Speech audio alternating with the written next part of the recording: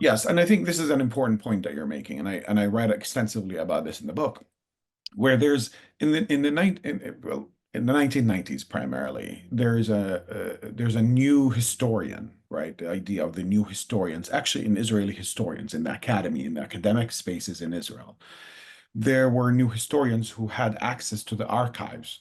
So they started writing books about 1948, about the Nakba, right? Evidence that they had never seen before. And the narrative, the official narrative of the state of Israel, had started being challenged by Jewish Israeli scholars. Okay, so that's one thing. But then similarly, at the same time, in the context of the US, you also had critical voices of Jewish Americans. And that's a growing number, obviously. That's been a growing number of scholars, growing number of activists, growing numbers of even, rabbis for that matter, right? And that number continues to grow. And there's like now, in the context of the US, there's a fight more or less between the forces that are Jewish want to keep the status quo in relation to Israel, and Jewish Americans who are actually saying, no, my identity is not to be connected to Zionism or not connected to Israel. And I do not, just because I happen to be Jewish, it doesn't mean that I am a an advocate of human rights violations. So that's another dynamic. You're absolutely right. That's something very important that change continues. Jewish Voices for Peace is an organization that emerged advocating for Palestinian rights. Other organizations like also, if not now, is another organization, and a few other organizations that have emerged. So that's very important. And then in addition to this, mobilizing, I think it's quite interesting. In the US, as I said, new ideas of what inclusion means, and new equity, equality, what does that actually mean? That has changed over time. And in more recent years, about 15 or so years ago, gay marriage was not accepted, for example, in the U.S. But progressively that becomes accepted. And in the United States, there's more space for people to understand new ideas, right?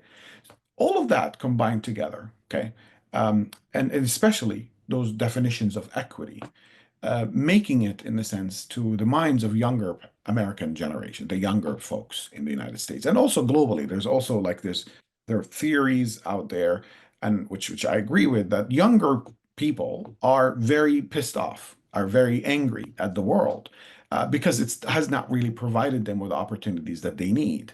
But at the same time, they always get pointed at as if they have not done what they needed to do, right? That they're not responsible enough and so on. But the younger people are much more progressive in the context of the US, much more open-minded, and much more diverse as well in terms of ethnic and racial identities.